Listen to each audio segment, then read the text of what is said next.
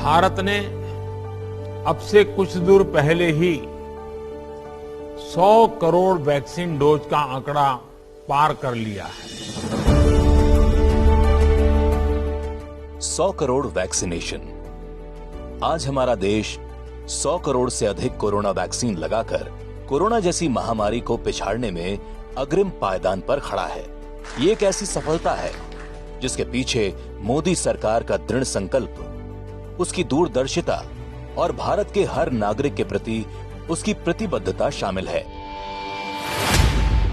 30 जनवरी 2020 corona महामारी ने जब भारत में दस्तक भी नहीं दी थी, तभी मोदी सरकार ने दूरदर्शिता दिखाते हुए पीपीई किट और N95 मास्क के निर्यात पर रोक लगा दी थी।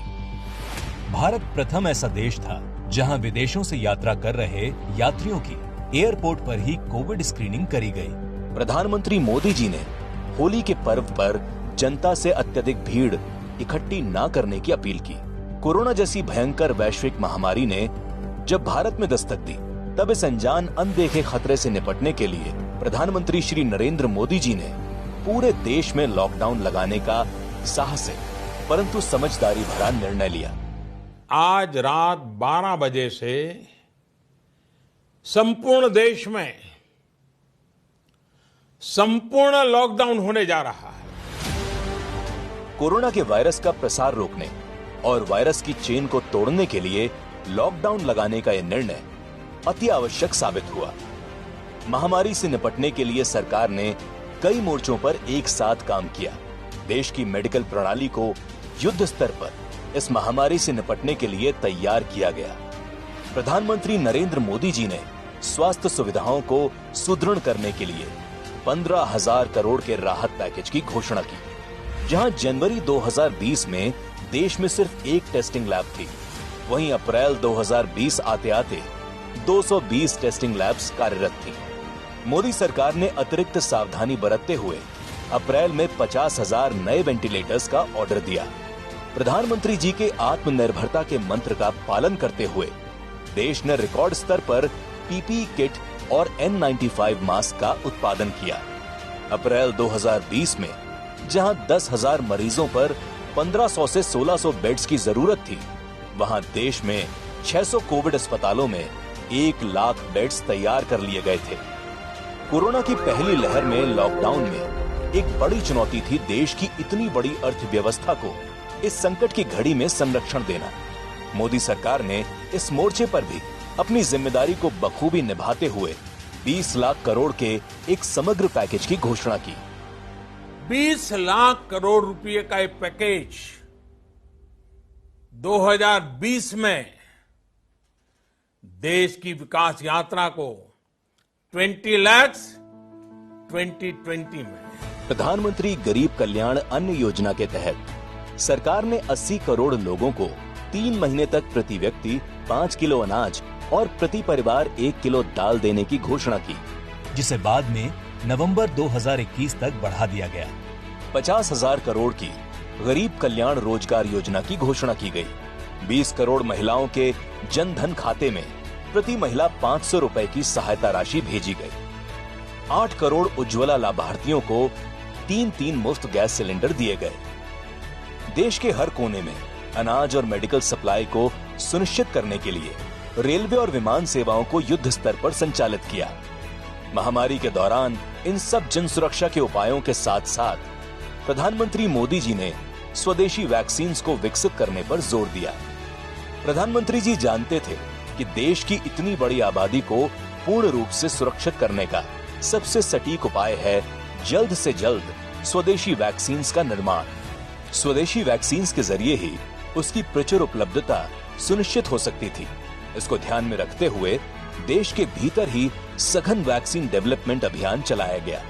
प्रधानमंत्री स्वयं वैज्ञानिकों को इस कार्य की जल्द से जल्द पूर्णता के लिए प्रेरित करते रहे, जिसके फलस्वरूप 16 जनवरी 2021 को 3006 वैक्सीनेशन सेंटर के साथ विश्व के सबसे बड़े वैक्सीनेशन अभियान की शुरुआत की गई। प्रोग्राम के पहले ही दिन 1,65,714 लोगों को वैक्सीन लगाई गई। जहां एक ओर सरकार इन सब मोर्चों पर तत्परता से कार्य कर रही थी, वहां दूसरी ओर उसकी नजर कोरोना की दूसरी लहर पर बरकरार थी। हमें कोरोना की उस उभरती हुई सेकंड पीक को तुरंत रोकना ही होगा और इसके लिए हमें क्विक और डिसाइसिव कदम उठाने होंगे। 17 मार्च 2021 को राज्यों के मुख्यमंत्रियों के साथ कोविड रिव्यू मीटिंग में प्रधानमंत्री जी ने कोरोना की दूसरी लहर के बारे में आगाह करते हुए समुचित प्रबंध करने की सलाह दी। दूसरी लहर में जब वायरस ने अपना स्वरूप बदला तो सबसे बड़ी चुनौती ऑक्सीजन की मांग थी। प्रतिदिन 1000 मीट्रिक टन से 10,000 मीट्रिक टन पहुंच चुकी मांग को मोदी सरकार ने एक चुनौती की तरह लिया और ऑक्सीजन आपूर्ति के लिए युद्ध स्तर पर कार्य किया। आपदा को अवसर में बदलते हुए देश भर में रिकॉर्ड 112 दिनों में 2500 पीएसए ऑक्सीजन प्लांट लगाने की घोषणा की गई, जिसमें 1138 प्लांट पीएम केयर फंड के तहत बनवाए गए। दूसरी लहर के दौरान जहां हर राज्य की ऑक्सीजन की मांग का ध्यान रखा जा रहा था, वहीं दूसरी ओर विश्व के सबसे बड़े वैक्सीनेशन अभियान में भी हम बड़े बड़े कीर्तिमान स्थापित कर रहे थे। अभियान शुरू होने से जून 2021 तक जहां प्रतिदिन औसतन 17.73 लाख वैक्सीन लगाई जा रही थी, वहीं जून 2021 से लेकर अक्टूबर 2021 तक ये संख्या प्रतिदिन औसतन 61.82 लाख वैक्सीन पर जा पहुंची। प्रधानमंत्री जी के जन्म दिवस पर एक दिन में 2 करोड़ 50 लाख वैक्सीन लगाने का रिकॉर्ड बनाया गया। ये आंकड़े वैक्सीन उत्पादन पर भारत की क्षमता पर संदेह करने वालों के लिए एक सटीक जवाब थे। देश में जैसे जैसे वैक्सीनेशन अभियान आगे बढ़ा, वैसे वैसे कोरोना के मामले कम होते गए। आंकड़ों में साफ है कि जहां जुलाई 2021 में देश में कोरोना के सक्रिय मामले 5,23,000 थे, वहां 100 करोड़ वैक्सीन लगने तक वो घटकर मात्र 1,78,000 रह गए। देश के 100 करोड़ वैक्सीनेशन की कामयाबी के लिए हमारे फ्रंटलाइन वर्कर्स के त्याग, तपस्या और बलिदान के लिए देश उनका ऋणी है। प्रधानमंत्री जी ने हर मोड़ पर इन फ्रंटलाइन वर्कर्स का मनोबल बढ़ाने के लिए समय समय पर उनका धन्यवाद दिया और ऐसा करने को जनता को भी सदैव प्रेरित किया।